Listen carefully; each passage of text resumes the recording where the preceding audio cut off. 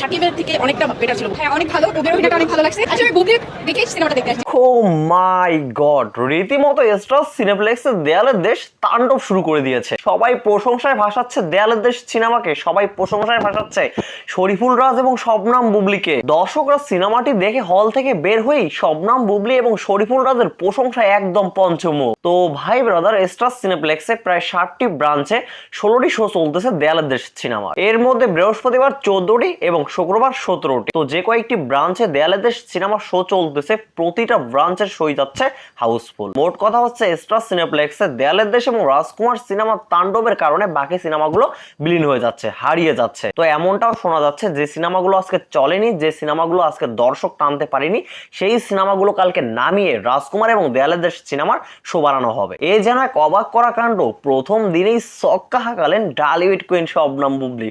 ও মাই god. তো আরেকটি বিষয় আপনাদেরকে জানিয়ে দেই, শাকিব খানের রাজকুমার সিনেমার থেকেও কিন্তু দেয়ালের দেশ সিনেমা এগিয়ে আছে স্টার সিনেপ্লেক্সে। দেয়ালের দেশ সিনেমার শো বেশি আছে, সেই সঙ্গে দেয়ালের দেশ সিনেমার প্রতি মানুষের চাহিদারও একটু বেশি আছে। দেয়ালের দেশ সিনেমার পরের স্থানে রয়েছে মেগাস্টার শাকিব খানের রাজকুমার সিনেমা স্টার সিনেপ্লেক্সে। তো ব্রাঞ্চের কথা যেহেতু বলে ফেললাম, তো এই বিষয়টা আপনাদেরকে ক্লিয়ার করে দিই। রাজকুমার সিনেমা 6টি ব্রাঞ্চে প্রায় 13টি শো পেয়েছে, সেই সঙ্গে কাজল রেখাও 6টি ব্রাঞ্চে 13টি শো পেয়েছে। ওমর 5টি ব্রাঞ্চে 11টি শো পেয়েছে। মোনা জিন্টু 4টি ব্রাঞ্চে 7টি শো পেয়েছে। আহারে জীবন একটি ব্রাঞ্চে 2টি শো পেয়েছে, বাট শুক্রবারে 3টি শো চলবে। গ্রিন কার্ড আমাদের কাজী মারুফের একটি ব্রাঞ্চে 2টি শো, এবং সর্বশেষ মেঘ কন্যা একটি ব্রাঞ্চে 2টি শো। তো 3টি সিনেমা একটি করে ব্রাঞ্চে 2টি করে শো চালানোর সুযোগ পেয়েছে। তো সব থেকে এগিয়ে আছে শবনম বুবলি, 60টি ব্রাঞ্চে 16টি শো। তো স্টার সিনেপ্লেক্সে ব্রাঞ্চের দিক থেকে, শো এর দিক থেকে, সব দিক থেকে এগিয়ে রয়েছে শবনম বুবলি এবং শরীফুল রাজের দেয়ালের দেশ। 60টি ব্রাঞ্চে 16টি শো নিয়ে রাজত্ব করতেছে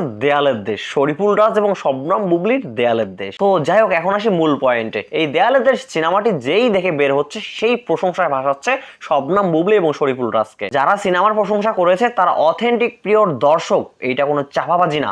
অনেকে আছে দর্শক লোকজন ভাড়া করে নিয়ে এসে হই হই রই রই তুলে ফেলছে, বাট যারা যারা প্রকৃত অর্থে বাংলা সিনেমা প্রেমী, যারা প্রকৃত অর্থে বাংলা সিনেমা দেখে, যারা বাংলা সিনেমাকে ভালোবাসে, তারা সিনেমাটি দেখে প্রশংসা ভাসাচ্ছে। আর এই দেয়ালের দেশ সিনেমার প্রশংসা কেনই বা না করবে? কি নেই এই সিনেমায়? সব আছে। প্রেম ভালোবাসা থেকে শুরু করে মায়া মহব্বত, অ্যাকশন, রোমান্স, সব কিছুতেই ভরপুর দেয়ালের দেশ সিনেমা। তো যাই হোক, সব মিলিয়ে আজকে স্টার সিনেপ্লেক্সে রাজত্ব করেছে শুধুমাত্র শবনম বুবলি এবং মেগাস্টার শাকিব খান। আগামীকালের শোগুলো অলরেডি হাউসফুল হয়ে গেছে। দেয়ালের দেশ এবং রাজকুমার সিনেমার টিকিট অলরেডি সোল্ড আউট। আমি আজকের কথা বলছি না, আমি আগামীকালের কথা বলছি। আগামীকালের সব টিকিট অলরেডি সোল্ড আউট হয়ে গেছে রাজকুমার এবং দেয়ালের দেশ সিনেমা। যদি আগামীকালও স্টার সিনেপ্লেক্সে দেয়ালের দেশ তাণ্ডব চলায়, তাহলে বাকি যে সিনেমাগুলো চলতেছে না সেই সিনেমাগুলো নামিয়ে দেয়ালের দেশ সিনেমা শো বাড়ানো হবে। তো দর্শক, যারা যারা এখনো পর্যন্ত দেয়ালের দেশ সিনেমাটি দেখেননি, তারা এখনই টিকিট অনলাইনে কেটে রাখুন, তা না হলে টিকিট পাবেন না, কারণ সব টিকিট সোল্ড আউট হয়ে যাচ্ছে একদিন আগেই। আর দেয়ালের দেশ সিনেমার পাশাপাশি এখনো পর্যন্ত যারা মায়াদলভ সিনেমাটি দেখেনি, তারা অবশ্যই গিয়ে আপনার পাশের